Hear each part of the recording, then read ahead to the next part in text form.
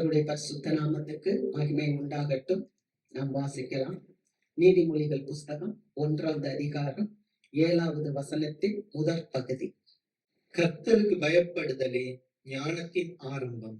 கர்த்தருக்கு பயப்படுதலே ஞானத்தின் ஆரம்பம்.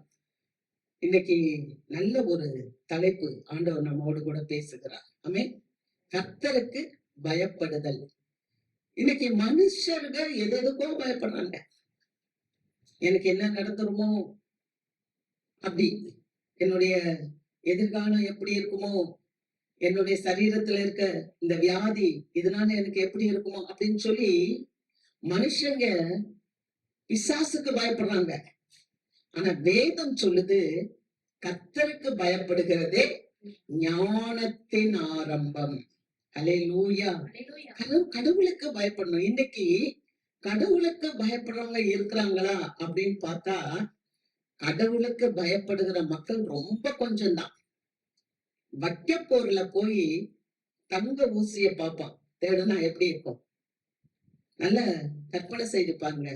வெறும் வைக்கலாம் கிடக்கு, அதுக்குள்ள போய் தங்க ஊசி ஒண்ணு காணா போயிடுச்சு, அதை எடுக்க முடியுமா? அது மாதிரிதான் இன்னைக்கு கடவுளுக்கு பயப்படுற மக்கள் ரொம்ப கொஞ்சமா இருக்காங்க. ஆனா வேதம் சொல்லுது கடவுளுக்கு பயப்படுறவங்க ஞானத்தின் ஆரம்பம். அதுதான் உங்களுக்கு ஞானம், புத்தி. அங்கதான் உங்களுக்கு ஆசீர்வாதம் இருக்கு. நீங்க வீட்டுல போய் படிச்சு பாருங்க. யோபு பக்தனை குறிச்சு வாசிக்கும் போது யோபு 28வது அதிகாரத்துல ஃபுல்லா ஞானத்தை பத்தி பேசிருக்கு. மனுஷன் எதையோ கண்டுபிடிக்கிறான், பூமியை தொலாவுறான், உள்ள இருக்கிற தங்கம், வைரம், விலை உயர்ந்த கற்கள் எல்லாம் எடுக்கிறான், பெரிய பெரிய பிரிட்ஜஸ் எல்லாம் போடுறான், பாலங்கள் எல்லாம் அமைக்கிறான், பெரிய பெரிய ஆறுகள், ஆற்றின் குறுக்கே பாலங்களை கட்டுறான், சில நீர்நிலைகளை அவன் அடைக்கிறான், அந்த தண்ணீர் வெளியே வந்து நாட்ட தேசத்தை அழிச்சிடக்கூடாதுன்னு சொல்லி அதெல்லாம் வந்து அடைக்கிறான். இப்படி ஏன் வானத்துக்கே ஏறி போய் இல்லையா நிலவ தொடுறான், மாஸ் அதெல்லாம் தொடுறான், எல்லாம் செய்யறான். ஆனா வேதம் சொல்லுது ஞானம் கண்டெடுக்கப்படுகிற இடம் எங்கே? ஞானம் கண்டெடுக்கப்படுற இடம் எங்கேப்பா? கவனிச்சிங்களா? ஏன்னா ஞானம் தான் ஆண்டவர், ஞானம் தான் இயேசு கிறிஸ்து. ஞானத்தை நீ எங்க கண்டடைவ? நீ எங்க போனாலும் ஆண்டவர் சொல்றாரு, கடவுளுக்கு பயப்படாத மக்களை பார்த்து சொல்லும் போது, நீ வானத்துல போய் நட்சத்திரத்துக்குள்ள உன்னுடைய கூட்ட கட்டினாலும் அங்கேயும் என் கண் உன்னை கண்டுபிடிக்கும். அப்ப ஆண்டவருக்கு மறைவா எங்க போக முடியும்? அப்ப ஆண்டவர் தான் ஞானம். அதை சொல்லும் போது அவர் சொல்றாரு, வல்லூரின் கண்களும் அதை கண்டதில்லை. வல்லூரு அப்படின்னு சொன்னா கழுகு. கழுகு வந்து ரொம்ப ஷார்ப்பா பார்க்கும், அதோடைய கண்களே ரொம்ப தூரத்தை இலக்கு வைக்கும். நீங்க பார்த்திருப்பீங்க. அப்படியே வானத்துல இருந்து இறங்கும், டப்புன்னு வந்து ஒரு மீனை கொத்திட்டு டப்புன்னு தூக்கிட்டு ஓடும். அப்படி ஒரு ஷார்ப் கண்ணு. ஆனா ஞானத்தை பத்தி சொல்லும் போது வல்லூரின் கண்களும் அதை கண்டதில்லை, துஷ்ட மிருகங்களும் அதை அறிந்ததில்லை. அந்த இடத்துக்கு போக முடியாது. பெரிய பெரிய மிருகங்கள், சிங்கம், காட்டுக்கே ராஜா, அது கூட போக முடியாது. அப்ப இந்த ஞானம் எப்படி கண்டடைய முடியும்? இந்த ஞானத்தை எப்படி கண்டடைய முடியும்? இந்த தெய்வத்தை எப்படி நம்ம பார்க்க முடியும் அப்படின்னா கடவுளுக்கு பயப்படுதலே. கடவுளுக்கு பயப்படுறதுதான் ஞானம். நம்ம மசில் பவர்ல, நம்மளுடைய ஸ்ட்ரென்த்ல நம்ம என்ன காரியத்தை செஞ்சாலும் அதெல்லாம் ஜீவன் இல்லை. ஆனா எது ஜீவன்? கர்த்தருக்கு பயப்படுறது. நம்ம கர்த்தருக்கு பயப்படும் போது நம்முடைய குடும்பம் ஆசீர்வதிக்கப்படும், நம்மளுடைய தொழில் ஸ்தானம் ஆசீர்வதிக்கப்படும், நம்மளுடைய தனிப்பட்ட வாழ்க்கை ஆசீர்வதிக்கப்படும், செழிப்பாக இருக்கும். ஆமென். அதனாலதான் கர்த்தர் அந்த வார்த்தையை சொல்லும் போது சொல்றாரு, 128வது சங்கீதத்துல அவர் சொல்லுறார், கர்த்தர் உன்னை சீயோனில் இருந்து ஆசீர்வதிப்பார், உன் ஜீவன் உள்ள நாளெல்லாம் எருசலேமின் வாழ்வு என்னதுமா சமாதானத்தை காண்பீங்க. ஆமென். கர்த்தருக்கு மகிமை. அப்ப இந்த பிரசங்கி, இந்த நீதிமொழிகளை எழுதின சாலமோன் யாரு? தாவீது ராஜாவுடைய மகன், ஞானத்தை பெற்றவன். ஆண்டவரிடத்திலிருந்து ஞானத்தை பெற்றவர். அந்த மகன் எழுதுறார், அந்த மனிதன் எழுதுறாரு, என்ன சொல்றாரு? கர்த்தருக்கு பயப்படுதலே ஞானம். அடுத்து அவர் சொல்றாரு, அதே அதிகாரத்துல நீங்க 22வது வசனத்தை வாசிங்க. அதே அதிகாரம் 22. பேதைகளே, பேதைகளே, நீங்கள் பேதைமையை விரும்புவதும் நீங்கள் பேதுமையை விரும்புவதும், நிந்தனைக்காரரே, நிந்தனைக்காரரே, நீங்கள் நிந்தனையில் பிரியப்படும் நீங்கள் நிந்தனையில் பிரியப்படுவதும், மதியினரே, மதியினரே, நீங்கள் ஞானத்தை வெறுப்பதும் நீங்கள் ஞானத்தை வெறுப்பதும் எதுவரைக்கும் இருக்கும்? எது வரைக்கும் இருக்கும்? பாத்தீங்களா? அவர் சொல்றாரு, பேதைகளே, நீங்க பேதையா இருக்கிறீங்கப்பா. நிந்தனைக்காரரே, நீங்க எப்போது நிந்தித்துக் கொண்டே இருக்கிறீங்கப்பா. மதியினரே, நீங்க ஞானத்தை தெரியாம இருக்கிறது எது வரைக்கும் இருக்கும்? இன்னும் ஆண்டவர் சீக்கிரம் வரப்போகிறார். ஆண்டவருடைய ரகசிய வருகை, ஆண்டவருடைய 2ஆம் வருகை, இதெல்லாம் வரப்போகுது. அல்லேலூயா. அப்ப இப்படிப்பட்ட சூழ்நிலையில இன்னும் ஒரு கூட்ட ஜனம் பேதைகளாகவே இருக்குது. இந்த கூட்டத்துக்காக ஆண்டவர் பேசுகிறார். இந்த கூட்டம் யாரு அப்படின்னு சொன்னா, இந்த கூட்டம் பரிசுத்தவான்களை பத்தி பேசல. இந்த கூட்டம் தேவனுடைய பிள்ளைகளை பார்த்து பேசல. ஒருவேளை நான் ரட்சிக்கப்பட வேண்டுமே அப்படின்னு சொல்லி மனம் திரும்பி இருக்கிற அந்த கூட்டத்தை பார்த்தும் பேசல. ஆனா பிரசங்கி இந்த நீதிமொழிகள்ல சாலமோன் யார குறிச்சு பேசுறார்? இது சாலமோன் என்று சொல்றது கூட ஆண்டவருடைய வார்த்தை. கர்த்தர் யாரை குறித்து பேசுறார்? பேதைகளை குறித்து பேசுகிறார். பேதைகள்னா யாரு? பேதைகள் அப்படின்னு சொன்னா, குட் நியூஸ் பைபிள்ல சொல்லப்பட்டிருக்கு, அன்திங்கிங் பர்சன். NIV-ல சிம்பிள் பர்சன் அப்படின்னு போட்டு, அதாவது அன்திங்கிங், ஆண்டவரை பற்றிய எண்ணமே இருக்காது. ஏன் நான் இந்த உலகத்துல வந்து பிறந்தேன், நான் எங்க போறேன், நான் எதுக்காக வாழ்றேன் அப்படின்ற ஒரு திங்கிங் அவங்கள்ட்ட இருக்காது. இவர்களை குறிச்சுதான் வேதம் சொல்லுது பேதமை. ஒருவேளை இந்த கால வேளையில நீங்க கேட்கலாம், இது எனக்கு சம்பந்தம் இல்லாத வார்த்தையா இருக்கு. பிரியமானவர்களே, இது ஆண்டவர் சொல்ற வார்த்தை. நீங்க தேவனுடைய சத்தத்துக்கு கேளுங்க, கர்த்தர் நம்மோடு பேசுவார். அல்லேலூயா. அங்க வசனத்தை நம்ம கூர்ந்து கவனிக்கணும். பேதை அப்படின்னும் போது எல்லாருக்குமா ஆண்டவர் பேசுறார். இந்த பேதைகள்னா யாருன்னா, எளிதில் ஏமாறக்கூடியவர்கள். இந்த பேதைகள் யாருன்னா, சிந்திக்க திராணி இல்லாதவர்கள். ஏதோ சம்பாதிக்கிறோம், ஏதோ சாப்பிடுறோம், சாவு வந்தா போயிருவோம், அதெல்லாம் வாழ்க்கை. பாருங்க, சில பறவைகள் இந்தியாவுக்கு வரும், ஒரு சீசன்ல வரும். இப்ப பாத்தீங்கன்னா ஆஸ்திரேலியால இருந்து ஒரு பறவை கூட்டம் வரும், கூட்டம் கூட்டமா வரும். நீங்க பார்த்திருப்பீங்க. பல மைல்கள் கடந்து, ஆறுகளை கடந்து, மலைகளை கடந்து, கடல்களை எல்லாம் கடந்து அது வரும். அப்படி வரும்போது அதனுடைய நோக்கம் என்ன தெரியுமா? அது இங்க வந்து முட்டை போட்டு குஞ்சு பொரிச்சு திரும்ப தன்னுடைய சொந்த தேசத்துக்கு போகணும், அதுக்காக வரும். அப்படி வரும்போது வர்ற வழியிலேயே அது பார்க்கும். என்ன பார்க்கும்னா, மேல இருந்து கீழே பூமியை பார்த்துக்கிட்டே வரும். அப்படி வரும்போது சில இடங்கள் செழிப்பா இருக்கும். நல்ல கவனிங்க, சில இடங்கள் செழிப்பா இருக்கும், நல்ல வயல் இருக்கும், அங்க நல்ல தண்ணீர் இருக்கும். வயல் இருக்கிறதுனால அங்க நல்ல மீன்கள் இருக்கும், குட்டி குட்டி மீன் எல்லாம் இருக்கும். வயல் ஓரமா சிப்பி, நத்தைகள் இதெல்லாம் இருக்கும். இதெல்லாம் அது மேல இருந்து பார்க்கும்.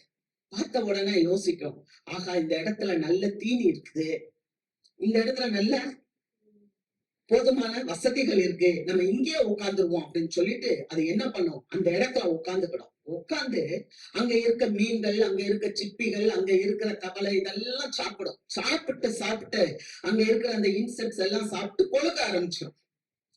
நோக்கத்தை மறந்துடும், பறக்க வேண்டியதை மறந்துடும்.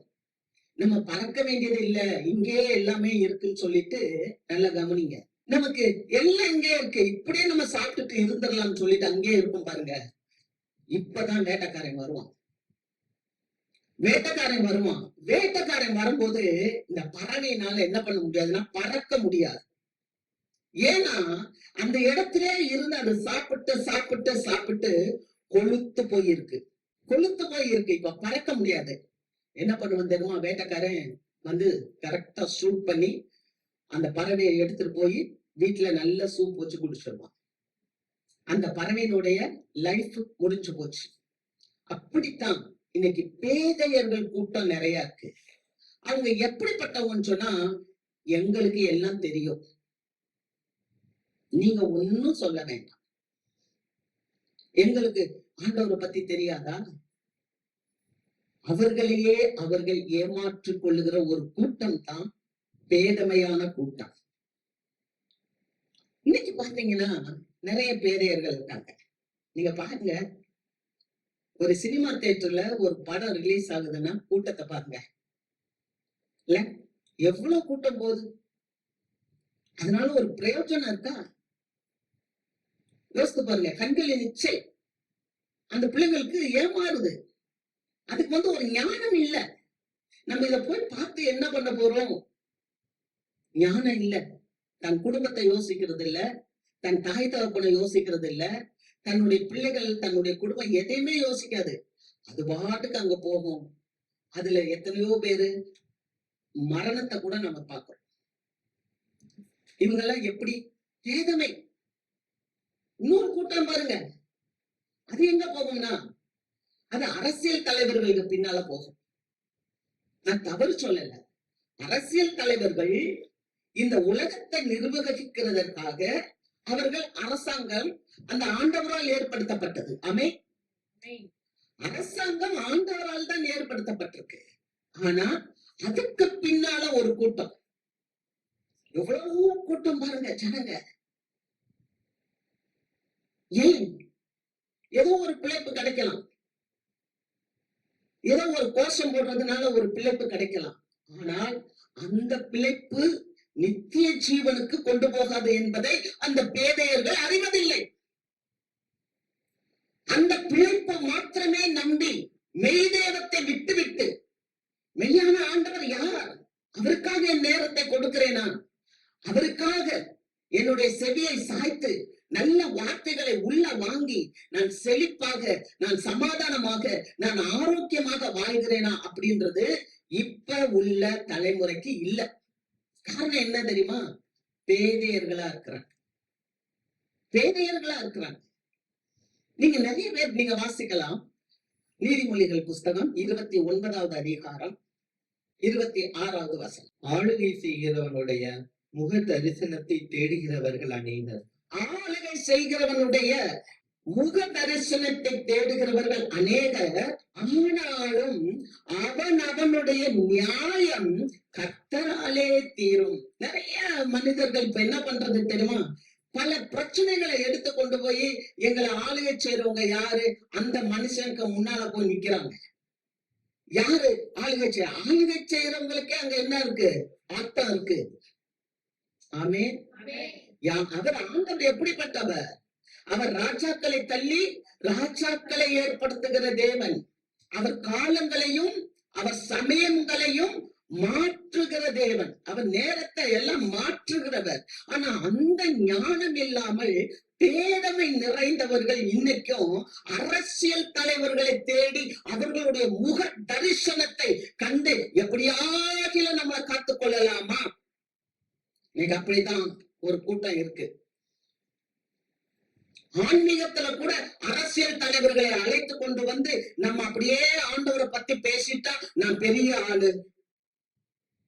அரசியல் தலைவர்கள் ஆன்மீகத்துல வந்தாலும் அரசியலுக்கு போக முடியாது. இது உண்மை. அப்படின்னா இயேசு கிறிஸ்து அரசியலுக்குள்ள போயிருக்கணும். அவரை பிடித்து ராஜாவாக்க வேண்டும் நினைச்சாங்க. ஆனா இயேசு அவர்களுடைய சிந்தனையை அறிந்து கொண்டு என்னுடைய ராஜ்யம் இந்த உலகத்துக்கு உரியது அல்ல என்று சொல்லி அவர் மலையின் மேல் ஏறினார். இந்த கடைசி காலத்துல வாழ்ந்து கொண்டிருக்கிற நாம பேதமையா இருக்கக்கூடாது. அதனாலதான் இந்த சாலமோன் ஞானி சொல்லுறார், பேதைகளே நீங்கள் எது வரைக்கும் நீங்கள் பேதைகளா இருப்பீர்கள். அல்லேலூயா. ஆண்டவருக்கு பயப்படுதலே ஞானம், கர்த்தருக்கு பயப்படுதலே புத்தி. தன்னுடைய வாழ்க்கையில ரட்சிப்புனா என்ன, ஏன் ஆண்டவர் இந்த உலகத்துக்கு வந்தார், ஏன் ஆண்டவர் எனக்காக மரித்தார் என்ற சிந்தனை இல்லாமல் வாழ்ந்து கொண்டிருக்கிறவர்கள் தான் பேதையர்கள். நீங்க என்னதான் வேதம் சொல்லுது, நீ தேவ பக்தியின் வேஷத்தை தரித்துக் கொண்டு அதனுடைய பலனை மறுதளிக்கிறவர்கள் கடைசி காலத்திலே வாழ்க்கையை வாழ்ந்து கொண்டு இருப்பார்கள். அப்படிப்பட்டவர்கள் பேதைகள் என்று வேதம் சொல்லுகிறது. அல்லேலூயா. அப்ப ரட்சிக்கப்பட்ட ஒரு வாழ்வு, ரட்சிக்கப்பட்ட ஒரு வாழ்வு நமக்கு இருக்க வேண்டும். ஆமென். அதைத்தான் ஆண்டவர் இன்றைக்கு எதிர்பார்க்கிறார். நான் மீண்டும் சொல்லுவேன், இந்த பேதையர்கள் யார்? இந்த பேதையர்கள் எளிதில் ஏமாறுகிறவர்கள். இந்த பேதையர்கள் தீயவர்கள் அல்ல, இந்த பேதையர்கள் எளிதில் ஏமாறக்கூடியவர்கள். அல்லேலூயா. இரண்டாவது ஒரு காரியத்தை அவர் சொல்லுகிறார். என்ன தெரியுமா? நிந்தனைக்காரரே, நீங்கள் நிந்தனையில் பிரியப்படுவதும். நிந்தனை, நிந்தனை என்றால் இகழ்வது, பிறரை குறித்து பேசிக்கொண்டே இருப்பது. அவங்க வாழ்க்கை எப்படி இருக்கும் தெரியுமா? நிந்தனைக்காரர். வசனத்தை வாசிக்கலாம். சங்கீதம் 1:1 வாசிங்க. துன்மார்க்கருடைய ஆலோசனையில் நடவாமலும் பாவிகளுடைய வழியில் நில்லாமலும் பரியாசக்காரர் உட்காரும் இடத்தில் உட்காராமலும். சங்கீதக்காரர் அழகா சொல்லுகிறார். முதல் வசனம், துன்மார்க்கருடைய ஆலோசனையில் நடக்காத, பாவிகள் வழியில் நிற்காத, பரியாசக்காரர் உட்காரும் இடத்தில் உட்காராதே. நிந்திக்கிறவர்கள் அப்படின்னு சொன்னா பரியாசக்காரர். நிந்திக்கிறவங்க யாரு? பரியாசக்காரர். இவங்க எப்போதுமே தங்களை குறிச்சு யோசிக்க மாட்டாங்க, அடுத்தவங்களை குறித்து. அவங்க என்ன வேலை பார்க்கறாங்க, அவங்க எப்படி சாப்பிடுறாங்க, அவங்க எப்படி வாழ்றாங்க, அவங்களுடைய வழி என்ன, இப்படியே தங்களுடைய நோக்கத்தை, தங்களுடைய வழியை நினைக்காம அடுத்தவங்களை பத்தி பேசிக்கொண்டு இருக்கிறவர்கள் நிந்தனைக்காரன். அதனாலதான் அவர் சொல்றாரு, நீ பரியாசக்காரன் உட்கார்ற இடத்துல உட்காராத. அல்லேலூயா. பரியாசக்காரன் எப்போதான் அடுத்தவங்களை பேசிக்கொண்டே இருப்பான். நீங்க வாசிக்கலாம் 1 பேதுருவின் புஸ்தகம் 2வது அதிகாரம் 2வது வசனம். சகல துர்க்குணத்தையும், சகல துர்க்குணத்தையும், சகலவித கபடத்தையும், சகலவித கபடத்தையும், வஞ்சகங்களையும், வஞ்சகங்களையும், பொறாமைகளையும், சகலவித புறங்கூறுதலை, சகலவித புறங்கூறுதலையும் ஒழித்துவிட்டு நீங்கள் வளரும்படி புதிதாய் பிறந்த குழந்தைகளைப் போல திருவசனமாகிய களங்கமில்லாத ஞானப்பாலின் மேல் வாஞ்சையாயிருங்கள். பாத்தீங்களா? இங்க பேதுரு சொல்றார், துர்க்குணம், சகல விதமான கபடம், வஞ்சகம், பொறாமை, புறங்கூறுதல். இந்த நிந்தனைக்காரங்க வெளியில உட்கார்ந்துட்டு என்ன பண்ணுவாங்கன்னா புறங்கூறிட்டு இருப்பாங்க. பொறாமை, கபடம். அதனாலதான் அவர் சொல்றாரு, இதையெல்லாம் ஒழித்து விட்டு களங்கம் இல்லாத ஞானப்பாலாகிய திருவசனத்தின் மேல் வாஞ்ச. நம்ம வாஞ்ச. நிந்தனைக்காரரே, எந்த மட்டும் நீங்க நிந்தித்துட்டே இருப்பீங்க. அவர் சொல்றாரு பாத்தீங்களா? பாவிகளோட இடத்துல உட்காராத, பரியாசக்காரர் இருக்கிற இடத்துல உட்காராத, இரவும் பகலும் தேவனுடைய வார்த்தையில தியானமா இருக்கிற மனுஷன் பாக்கியவான், அவன் செய்வதெல்லாம் வாய்க்கும். நம்மளுடைய வாழ்க்கை செழிக்கணும், என் வாழ்க்கை ஆசீர்வதிக்கப்படணும், நான் இன்னும் நல்ல முன்னோக்கி போகணும் அப்படின்னு சொன்னா நம்ம எந்த மேல வாஞ்சியா இருக்கணும்னா தேவனுடைய வார்த்தை மேல வாஞ்சியா இருக்கணும். ஆண்டவர் எனக்கு என்ன சொன்னார், அதை நம்ம நினைக்கணும். அல்லேலூயா. நான் பாவ நிலையிலே உட்கார்ந்துகிட்டு நான் ஆண்டவருடைய வார்த்தையை கேட்பேன்னா அந்த வார்த்தை நமக்குள்ள கிரியைகளை செய்யாது. ஒரு மனுஷன் சுகவீனம், ஆஸ்பத்திரிக்கு போறான், அவனுடைய லங்ஸ் முழுவதும் பாதிக்கப்பட்டிருக்கு, அவனால மூச்சு விட முடியல, அவனால ஆக்சிஜனை ஏற்ற முடியல, சுவாசம் முட்டிட்டே இருக்கு, தட்டை செய்துட்டு இருக்கு. அப்படின்னும் போது அந்த மனுஷன் என்ன செய்யணும்னா அந்த சுவாசம் விடாம தடை பண்ணுற காரியத்தை தடுத்து நிறுத்தி மருத்துவர் கொடுக்கிற மாத்திரையை சாப்பிட வேண்டும். ஆமென். ஆனா அந்த தடுத்து நிறுத்தாம தொடர்ந்து அவன் அந்த லங்ஸ் ப்ராப்ளத்துக்கு உரிய அதே காரியங்களை அவன் தொடர்ந்து செய்வான்னா மருத்துவர் கொடுக்கிற ஆலோசனையை செயல்படுத்தாமல் வெறும் மருந்த சாப்பிட்டா பலன் இல்லை. அல்லேலூயா. அதுபோல நம்முடைய வாழ்க்கையில துர்க்குணங்களை ஒதுக்காம நம்ம நிந்தனையிலேயே நம்ம இருப்போம்னா இது எது வரைக்கும் இருப்பீங்க? அவர் கேட்கிறார். வாசிக்கலாம். நீதிமொழிகள் புஸ்தகம் 9வது அதிகாரம் 8வது வசனம். பரியாசக்காரனை கடிந்து கொள்ளாதே, பரியாசக்காரனை கடிந்து கொள்ளாதே, அவன் உன்னை பகைப்பான், அவன் உன்னை பகைப்பான். ஞானம் உள்ளவனை கடிந்து கொள். ஞானம் உள்ளவனை கடிந்து கொள், அவன் உன்னை நேசிப்பான். அவன் உன்னை நேசிப்பான். அதே ஞானி எழுதுறார். என்ன தெரியுமா? நீ பரியாசக்காரனை கடிந்து கொள்ளாத, ஏன்னா அவன் உன்னை பகைப்பான். 24 மணி நேரமும் பிறரை பத்தி அவதூறா பேசிக்கிட்டே இருக்கிறவங்க முன்னால நம்ம போய் நிக்க முடியாது. நீ பரியாசக்காரனை போய் கடிந்து கொள்ள முடியாது. ஆனால் ஞானம் உள்ளவனை கடிந்து கொள், அவன் உன்னை நேசிப்பான். அல்லேலூயா. ஞானம் உள்ளவர்கள்னா கடவுளுக்கு பயப்படுறவங்க, கர்த்தரை தெய்வமாய் கொண்டவங்க. கர்த்தரை தெய்வமா கொண்டவங்க நம்ம கடிந்து கொள்ளும் போது அந்த வார்த்தையை கேட்பாங்க. அந்த வார்த்தை அவங்களுக்குள்ள உள்வாசம் செய்யும். அவர்களை நேசிப்பாங்க, யோசிப்பாங்க உட்கார்ந்து, எதுக்காக இந்த வார்த்தையை நமக்கு சொல்றாங்க. ஆமே, இது என்னுடைய நன்மைக்கு தானே சொல்றாங்க. அல்லேலூயா. கடவுள் நம்ம கிட்ட ஒரு காரியத்தை பேசும்போது அதை ஞானவன் ஏற்றுக்கொள்வான், ஏற்றுக்கொண்டு அவர்களை நேசிப்பான். கர்த்தருக்கு மகிமை. அல்லேலூயா. ஆகவேதான் இந்த வார்த்தை அவர் சொல்றாரு, பேதமை நிறைந்தவர்களே, நீங்க எவ்வளவு நாள் பேதையாவே இருப்பீங்க, நீங்க நிந்தனையில எவ்வளவு நாள் நீங்க பிரியப்பட்டு கொண்டே இருப்பீங்க, எது வரைக்கும் இருப்பீங்க. அடுத்து அவர் சொல்றாரு மதியினர். மதியினர் அப்படின்னு சொன்னா அறியாமை.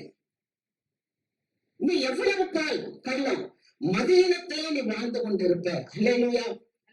இந்த உலகத்துல எத்தனை ஐஸ்வர்யம் இருந்தாலும் அது ஆண்டவருக்கு ஈடாகாது. ஆமென். பாருங்க, சவுல் ராஜா, ஆண்டவர் தான் சவுல் ராஜாவை தெரிந்தெடுத்தார்.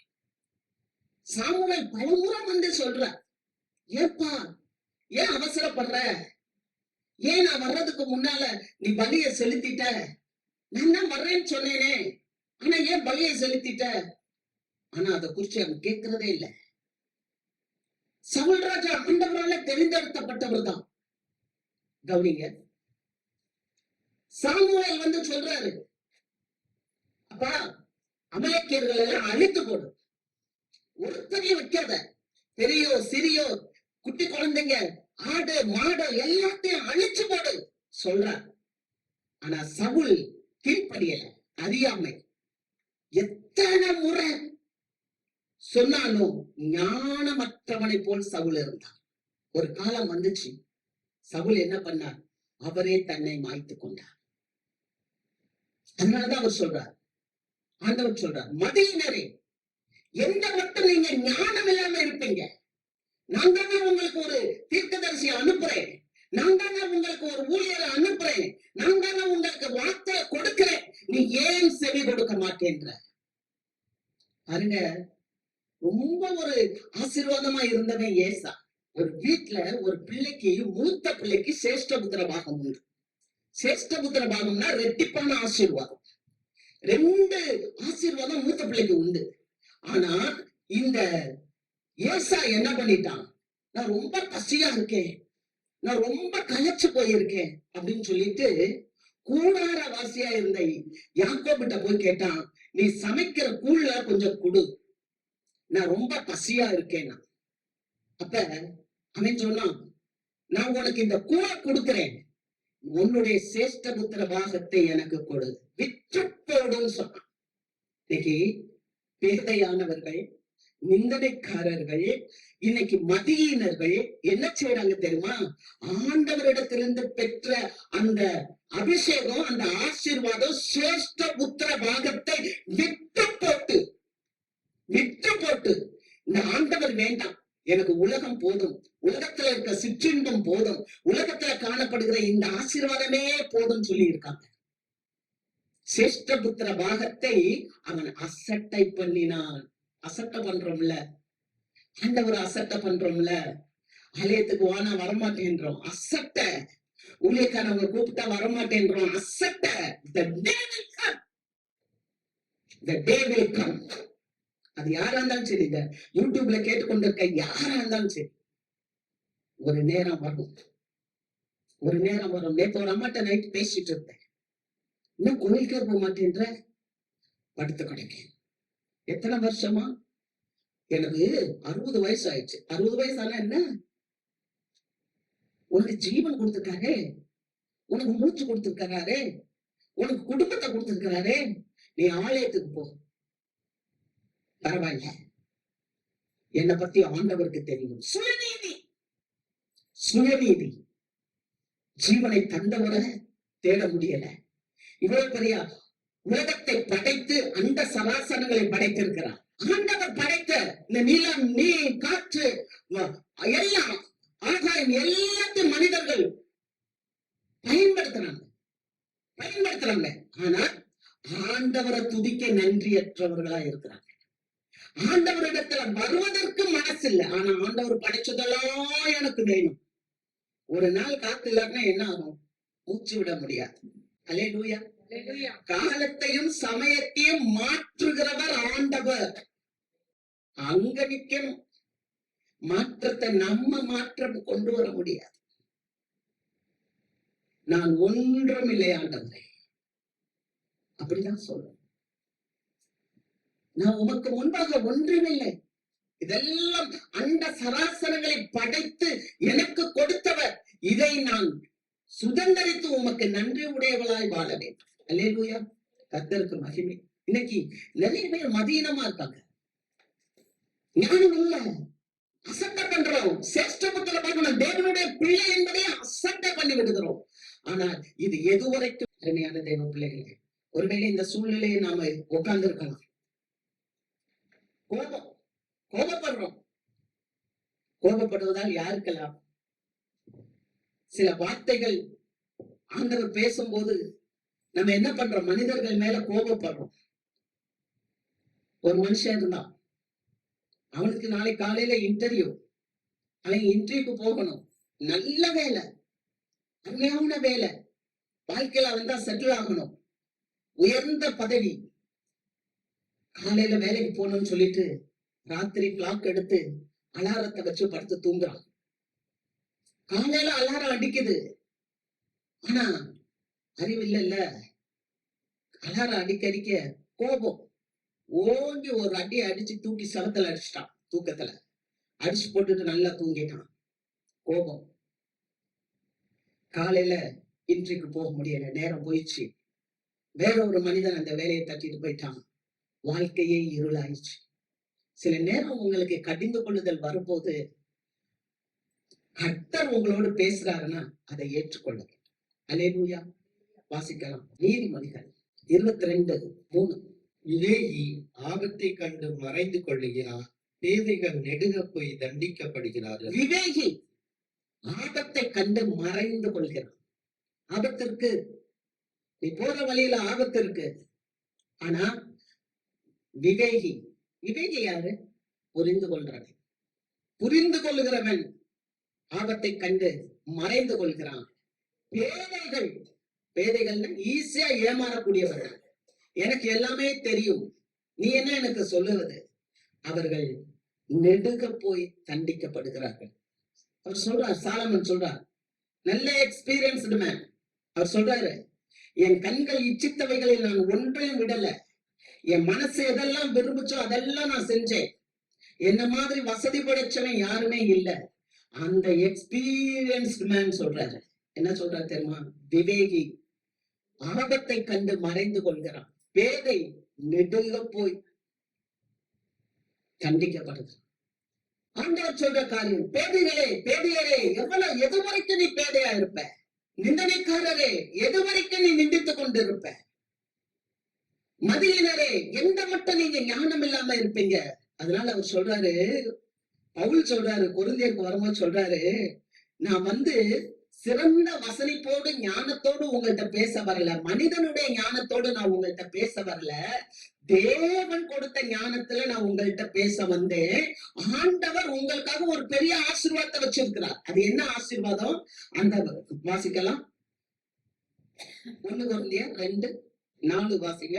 உங்கள் விசுவாசம், உங்கள் விசுவாசம் மனுஷருடைய ஞானத்தில் அல்ல, தேவனுடைய பலத்தில் நிற்கும்படி, தேவனுடைய பலத்தில் நிற்கும்படிக்கு என் பேச்சும் பிரசங்கமும் மனுஷ ஞானத்திற்கு உரிய நயவசனம் உள்ளதாய்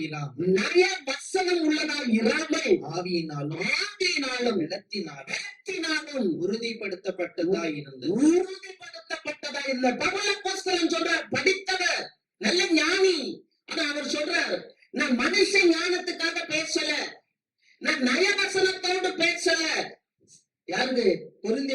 சொல்றாரு. நான் அதோட பேசல. இப்பிரபஞ்சத்தின் மனுஷர்கள் ஆண்டவரை அறிந்து கொள்ளல. ஒரு கூட்டம், ஏன் இயேசு எனக்காக சிலுவையில் அறையப்பட்டார், ஏன் இயேசு என்னை பொறுத்தன்னு தெரியல. உணர்வில்லாத இருதயம், உணர்வில்லாத இருதயம், வஞ்சகம் நிறைந்த இருதயம். நீங்க எபிரேயர் 3ல வாசித்தீங்கன்னா வஞ்சகம் நிறைந்த இருதயம், வஞ்சிக்கிறது. அப்படி ஒரு சாத்தான் வந்து நம்மளை வஞ்சிப்பான். ஆனா இவர் சொல்றாரு, கர்த்தரை அறியாதவங்க, இந்த பிரபஞ்சத்துக்கு உரியவங்க என்ன பண்ணிட்டாங்கன்னா சிலுவையில இயேசுவை அறைந்து போட்டார்கள். வாசிங்க 7வது வசனம். உலக தோற்றத்திற்கு முன்னே தேவன் நம்முடைய மகிமைக்காக ஏற்படுத்தினதும் மறைக்கப்பட்டதுமாய் இருந்த ரகசியமான தேவ ஞானத்தையே பேசுகிறோம். இதை இப்பிரபஞ்சத்து பிரபுக்களில் ஒருவனும் அறியவில்லை. அறிந்தார்களானால் மகிமையின் கர்த்தரை அவர்கள் சிலுவையில் அறைய மாட்டார்களே. எழுதியிருக்கிறபடி தேவன் தம்மில் அன்பு கூறுகிறவர்களுக்கு ஆயத்தம் பண்ணினவைகளை கண் காணவும் இல்லை, காது கேட்கவும் இல்லை, அவைகள் மனுஷனுடைய இருதயத்தில் தோன்றவும் இல்லை. பவுல் சொல்றாரு, ஒரு மறைக்கப்பட்ட ரகசியத்தை நான் பேசுறேன் கொரிந்தியருக்கு. என்ன தெரியுமா? சிலுவையில் அறையப்பட்ட அந்த ஆண்டவர் தான் மறைக்கப்பட்ட ரகசியம். நீ பேதையா இருக்காதே, நீ நிந்தனையில இருக்காதே, நீ மதியினா இருக்காதே. இந்த இயேசுவை அறிந்து கொள், ஆண்டவரோடு ஒப்புரவாகி நித்திய ஜீவ வாழ்க்கைக்குள்ளாக கடந்து வா. அதற்காக ஆண்டவர் உனக்கென்று ஏற்படுத்தி வைத்திருக்கிறத உன் கண்கள் காணல, உன் செவிகள் கேட்கல, உன் இருதயம் கண்டு உணரல. ஆனால் தேவன் தம்முடைய ஆவியினால் அதை வெளிப்படுத்துகிறார். அல்லேலூயா. அந்த ஆவியை கேட்க வேண்டும், அந்த பரிசுத்த ஆவியை நாம் கேட்க வேண்டும். நமக்கென்று வைத்திருக்கிறத நம்முடைய கண்கள் காணவில்லை, செவிகள் கேட்கவில்லை, இருதயம் கண்டு உணரவில்லை என்று சொல்லி பவுல் பேசுறார். ஒரு ஆசீர்வாதத்தை ஆண்டவர் நமக்கென்று ஏற்படுத்தி இருக்கிறார். ஆமே. அந்த நித்திய ஜீவ வாழ்க்கைக்கு நீங்களும் நானும் பங்குள்ளவர்களாய் இருக்கும்படி நம்முடைய மனக்கண்கள் திறக்கப்பட வேண்டும். அல்லேலூயா. நான் பேதுமையா இருந்தது போதும். அவர் கேட்கிறார், எந்த வரைக்கும் நீ பேதுமையா இருக்க, எந்த வரைக்கும் நீ நிந்தனைக்காரரா இருப்ப, எது வரைக்கும் நீ அறிவீனமாய் மதி இல்லாம ஞானம் இல்லாமல் இருப்ப. அல்லேலூயா. ஏன் எது வரைக்கும்? வசனம் சொல்லுது பாருங்க, ரோமர் 1:21.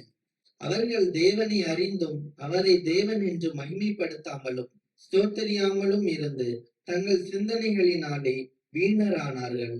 உணர்வில்லாத அவர்களுடைய இருதயம் இருள் அடைந்தது. அவர்கள் தேவனை அறிந்தும் அவரை மகிமைப்படுத்தல. இன்னைக்கு நிறைய பேருக்கு சுயநீதி. நான் வீட்டுல தானே இருக்கேன், நான் ஜெபத்துல தானே இருக்கேன், நான் கோயில் போகாட்டினா என்ன, 24 மணி நேரமும் நான் ஆண்டவர் சத்தத்தை தானே கேட்கிறேன். இல்லப்பா, ஏன் உனக்கு கோயிலுக்கு போக முடியல, ஏன் உன்னால வெளிச்சத்துக்கு வர முடியல?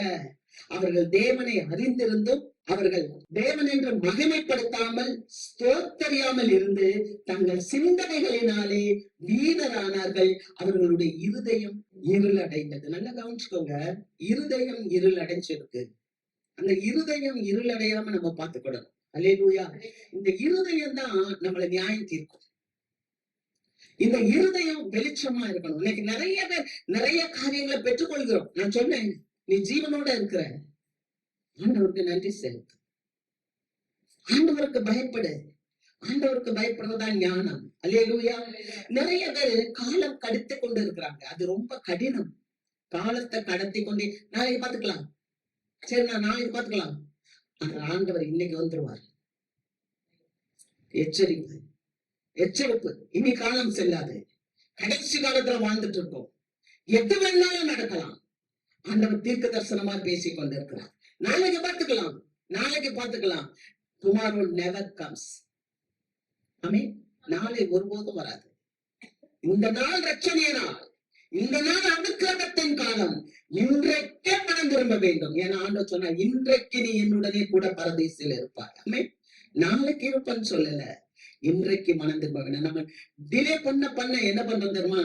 ஆவியானவரை நம்ம புறக்கணிச்சுக்கிட்டே இருக்கோம். டிலே பண்ண நம்ம இருதயம் அப்படியே கடினமாயிரும். அதுக்கப்புறம் ஆண்டவருடைய சத்தத்தை கேட்கவே முடியாது. எவ்வளவு பிரசங்கத்தை கேட்டாலும் உணர்வு வரவே வராது. எவ்வளவு எச்சரிப்பை கேட்டாலும் அந்த இருதயம் என்ன ஆகும்? ஒண்ணும் பண்ண முடியாது. இருள் கவ்வியது. அல்லேலூயா. எது வரைக்கும் இருப்பப்பா, எது வரைக்கும் நீ பேதையா இருப்பப்பா? ஆண்டவர் சொல்றார். வசிக்கலாம் அடுத்த வசனம் 23, நீதிமொழிகள் 1:23. என் கடிந்து கொள்ளுதலுக்கு திரும்புங்கள். என் கடிந்து கொள்ளுதலுக்கு திரும்புங்கள். இதோ என் ஆவியை உங்களுக்கு அருளுவேன். இதோ என் ஆவியை உங்களுக்கு அருளுவேன். என் வார்த்தைகளை உங்களுக்கு தெரிவிப்பேன். என் வார்த்தையை உங்களுக்கு தெரிவிப்பேன். அல்லேலூயா. ஆண்டவர் சொல்றார், கடிந்து கொள்ளுதலுக்கு திரும்புப்பா. நம்ம நிறைய பேரு என்ன பண்றோம்னா, நான் விரும்புறதான் ஆண்டவர் பேசணும், நான் நினைக்கிறதான் ஆண்டவர் பேசணும். இன்னைக்கு அநேக பெண் பிள்ளைகள், ஆண் பிள்ளைகளுடைய வாழ்க்கையில தோல்விகள் ஏன் தெரியுமா?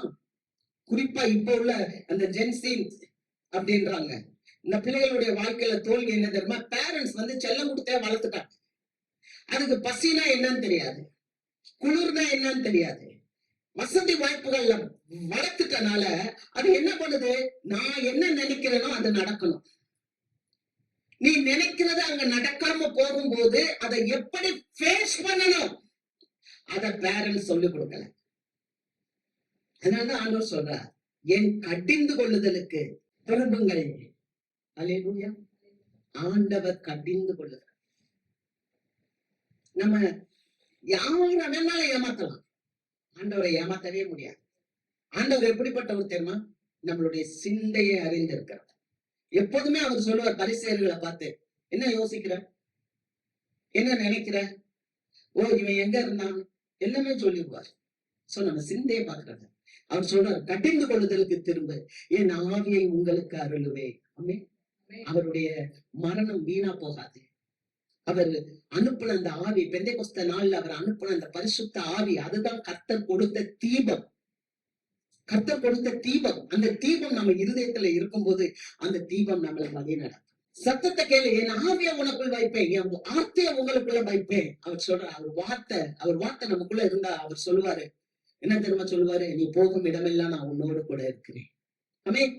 அவர் உன்னை தன்னை வைத்து உனக்கு ஆலோசனை சொல்லுவார். என் நீதியின் வலது கரத்துல நான் உன்னை தாங்குவேன். அவர் வார்த்தையை நமக்குள்ள வச்சு இந்த பொல்லாத உலகத்துல தேவன் உங்களையும் என்னையும் வழி நடத்துவார். ஆமென். நாம் பேதையாய் இருப்பதற்காக அல்ல. கர்த்தருக்கு ஸ்தோத்திரம். அடுத்து கடைசியா வசனத்தை வாசிப்போம். 33வது வசனம். எனக்கு செவி கொடுக்கிறவன் எவனோ, எனக்கு செவி கொடுக்கிறவன் எவனோ, அவன் விக்கினமின்றி வாசம் பண்ணி, அவன் விக்கனமின்றி வாசம் பண்ணி, ஆபத்திற்கு பயப்படாமல் அமைதியாய் இருப்பான். அமைதியாய் இருப்பான், சமாதானமா இருப்பான். யாருக்கு? கடவுளுக்கு செவி கொடுக்கிறவங்க. கடவுளுடைய வார்த்தையை கேட்க வர்றீங்க, கடவுளுக்கு நீங்க செவி கொடுக்கும் போது ஆபத்துக்கு பயப்பட மாட்டீங்க. ஆபத்துக்கள் எங்க பார்த்தாலும் ஆபத்துக்கள் தான். ஆனா நீங்க ஆபத்துக்கு பயப்படாம, விக்கனமின்றி வாசம் பண்ணி, ஆபத்துக்கு பயப்படாமல் அமைதியாய் சமாதானமாய் வாசம் பண்ணிடுங்க. அல்லேலூயா. எது வரைக்கும் இன்னைக்கு நீங்க யோசித்து பாருங்க. நீங்க இப்ப ஆண்டவர் பேசின வார்த்தைகள், நீங்க பேதையா இருக்கலாம், அல்லது நிந்தனைக்காரங்களா இருக்கலாம், அல்லது மதியினரா இருக்கலாம். எந்த கூட்டத்துல நாம நிக்கிறோம்? யோசிப்போம், எழுந்திருப்போம். நம்மளுடைய காலங்கள் தேவனுடைய கரத்தில் இருக்கிறது. அவர்தான் நம்மளை சத்துருக்களுக்கும் தீய ஆவிகளுக்கும் நம்மளை விலக்கி பாதுகாக்கிறவர். ஆமென். இனி காலம் செல்லாது, என் வாழ்க்கையை நானே என் கரத்துல எடுத்து நடத்துவேன் அப்படின்னு நீங்க நினைக்க முடியாது. நம்மளுடைய வாழ்க்கையை அவர் கையில ஒப்பு கொடுக்க வேண்டும்.